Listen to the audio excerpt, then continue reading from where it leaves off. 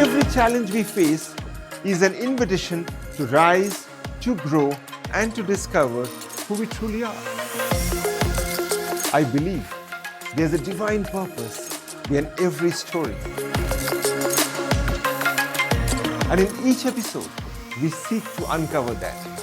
So, let's go beyond motivation, find out what really inspires you with me in this new podcast series called Inspirations with Dr. Sujit Paul. Whenever we speak about strength, especially of human body strength, you can visualize of big Hulk-like figures, not always. I personally feel and believe that data have proven that strength have a lot to do with the mind, and the mind have to do a lot with strength. Today we have one such individual with us in the set, who is a two-time Guinness Book World Record winner. An individual who comes from a very small village, Sagar in Madhya Pradesh. An individual who have broken multiple records and have huge aspirations like many fellow Indians who may have. Abhishek Chobe. This podcast, you would learn a lot as to what aspirations could be and how you can actually build aspiration to achieve what you want in life, and yes, Guinness Book of World Records. So Abhishek Chobe, welcome to the set, welcome to the podcast. आपका journey बताइए, कैसे journey हुआ आपका? Sir, मेरी journey की जो शुरुआत है वो होती है तकरीबन 2008 में, जब मैं लगभग 10 साल का था। उस समय मैं छोटे बच्चों को मैं टीवी पर देखा करता था, रियलिटी शोज़ में देखता था, और मुझे लगता था कि मुझे भी उनकी तरह कहीं ना कहीं टीवी पर आना है।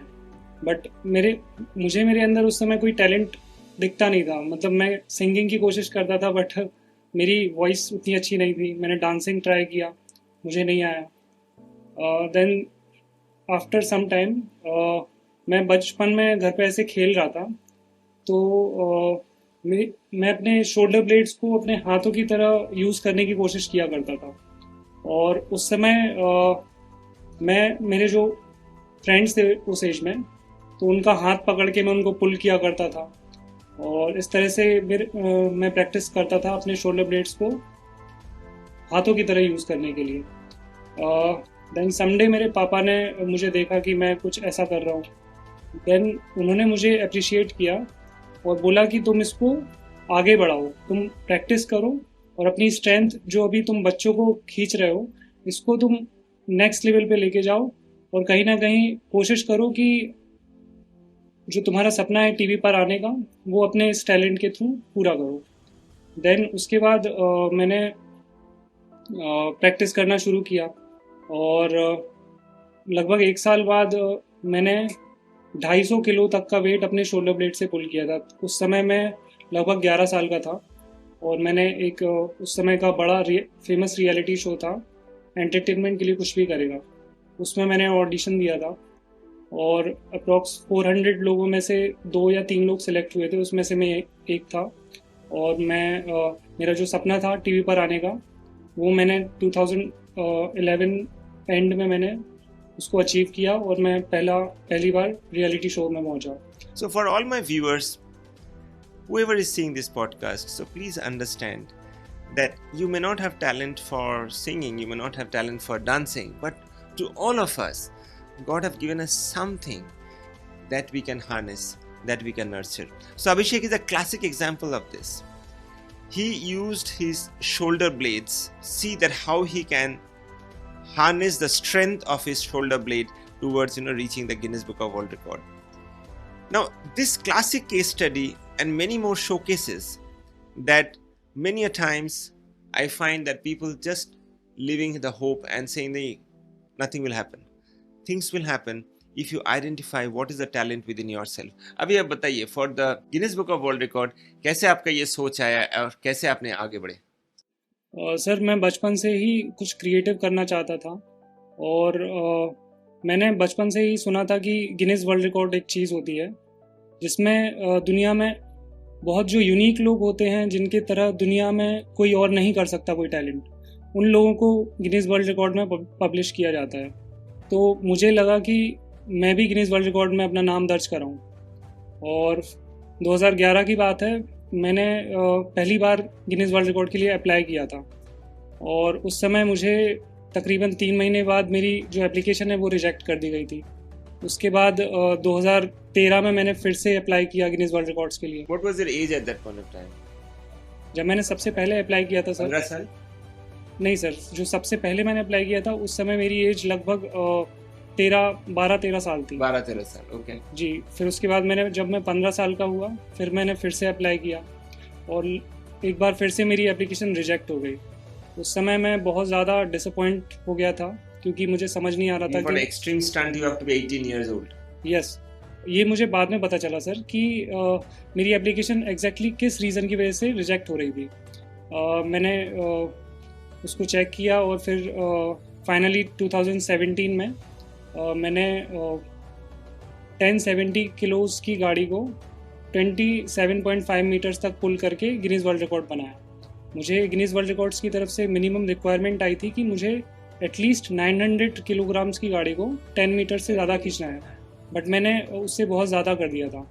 और सर मैं इस वर्ल्ड रिकॉर्ड की स्पेशलिटी आपको बताऊं तो ये अपनी तरह का पहला वर्ल्ड रिकॉर्ड था। मींस इस कैटेगरी में, ये कैटेगरी इसके पहले एग्जिस्ट ही नहीं करती थी।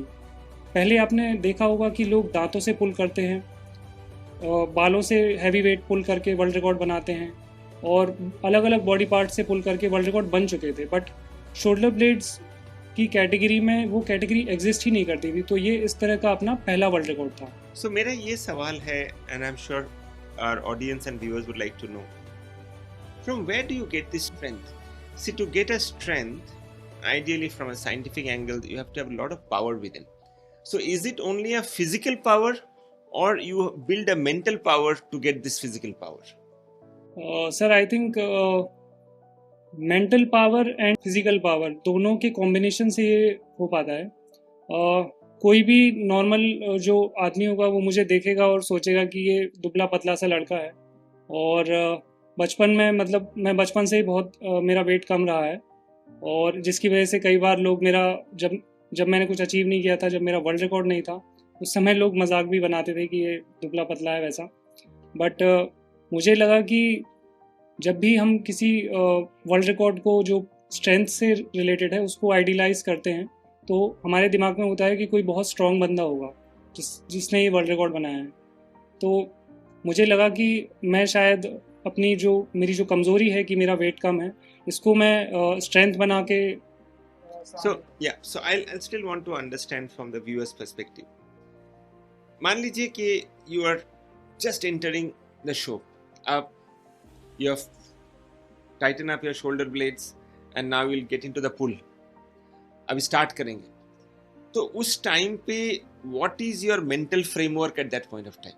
सो सर जब मैं ये एक्ट कर रहा होता हूँ और उस समय मेरे दिमाग में सबसे ज़्यादा मैं अपने दिमाग को शांत रखने की कोशिश करता हूँ।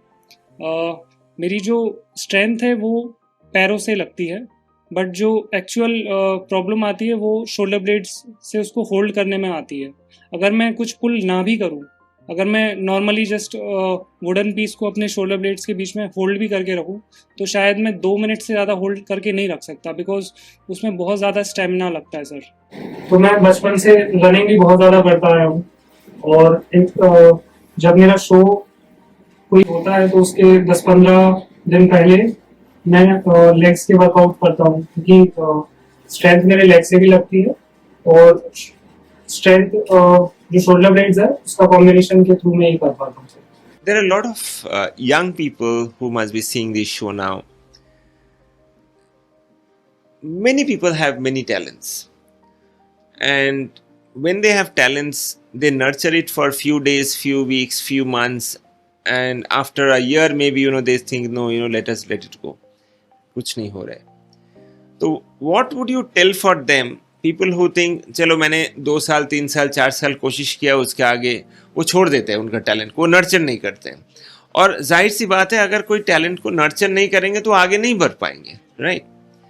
तो आपने टैलेंट को नर्चर किए हैं और आप कंटिन्यू कर रहे हैं, So what is your thought?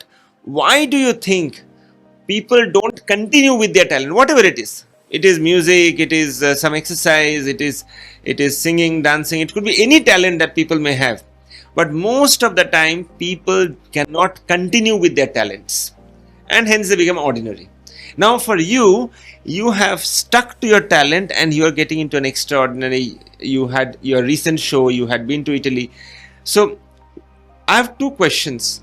One, why do you think, क्यों आपको लगता है लोग टैलेंट को लेके आगे नहीं बढ़ते हैं और बीच रास्ते में छोड़ के नॉर्मल लाइफ जीते हैं? और दूसरा, अगर आपका रिसेंट शोज के बारे में बताएं. जो भी लोग अलग अलग टैलेंट में एक्टिव होते हैं, वो अपने टैलेंट को आगे लेकर नहीं जा पाते. इसके कुछ रीजंस हो सकते हैं.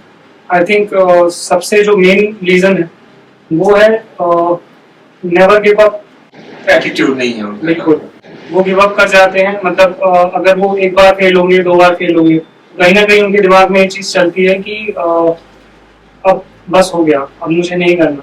बट अगर हम एक टैलेंट पे गिव अप नहीं करते हैं और लगातार अपनी कोशिश अपनी तरफ से करते हैं, तो एक टाइम पे जाके हमें सक्सेस जरूर मिलती है. और दूसरा, आपका जो रिसेंट शोज है. सर, जैसा कि मैंने आपको बताया कि 2017 में मैंने अपना पहला वर्ल्ड रिकॉर्ड बनाया था.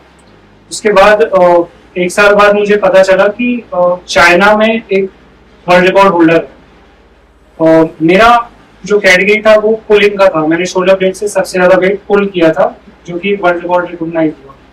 लेकिन 1 साल बाद मुझे पता चला कि चाइना में एक व्यक्ति है जिसने अपनी शोल्डर ब्लेड से सबसे ज्यादा वेट लिफ्ट किया है.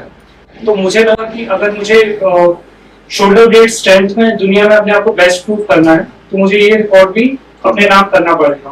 तो सर, मैंने उसकी प्रैक्टिस शुरू की, और तकरीबन जब मैं पहली बार अटेम्प्ट कर रहा था तो मैं शायद 30 किलो तक मैं लिफ्ट कर पाया था. और तकरीबन 4 से 6 महीने मैंने प्रैक्टिस की. और उसके बाद फाइनली 2018 में मैंने अपना दूसरा वर्ल्ड रिकॉर्ड बनाया, चाइना का 8 साल पुराना वर्ल्ड रिकॉर्ड तोड़ दिया. उसके बाद सर 2020 में जापान से डॉक्यूमेंट्री बनाने के लिए एक टीम आई थी. उन्होंने इंडिया में से 3 लोगों को पब्लिश किया था, जिसमें गुजरात के स्टेट आइकन विस्पी कासट जी थे, और मेरा उन्होंने शूट किया था, और एक केरला में थे, उनका शूट किया था. तो पूरे इंडिया में से 3 लोगों की डॉक्यूमेंट्री टीवी टोक्यो पर पब्लिश हुई. एंड देन फाइनली सर 2023 में मेरे पास गिनेस वर्ल्ड रिकॉर्ड्स का जो दुनिया का सबसे बड़ा शो होता है, जिसका नाम है no show day record. Sir, वहां से मुझे ऑफर आया, और उन्होंने मुझे बोला कि क्योंकि मेरे वर्ल्ड रिकॉर्ड कोई चैलेंज नहीं कर पा रहा था, मतलब तकरीबन 7 साल हो चुके थे, 7 साल या 6 साल के लगभग, और मेरे वर्ल्ड रिकॉर्ड को कोई किसी ने अटेम्प्ट भी नहीं कर पाया था दुनिया में. तो सर, उन्होंने मुझे बोला कि आप इस शो में आकर अपना ही वर्ल्ड रिकॉर्ड तोड़िए. इसका सर रीजन ये था कि मेरा जो वर्ल्ड रिकॉर्ड है वो बहुत ज्यादा वायरल हुआ था. मतलब उस पर तकरीबन 63 मिलियन व्यूज गए, जो कि गिनेस वर्ल्ड रिकॉर्ड्स के टोटल फॉरवर्ड से भी बहुत ज्यादा थे. तो सर, इस वजह से उन्होंने मुझे इनवाइट किया था. और देन फाइनली मैंने 2023 में अपना जो पिछला वर्ल्ड रिकॉर्ड था, उसमें से मैंने सर 150 kgs ऐड करके नया वर्ल्ड रिकॉर्ड पब्लिश किया, जो कि अभी मेरे नाम पे है.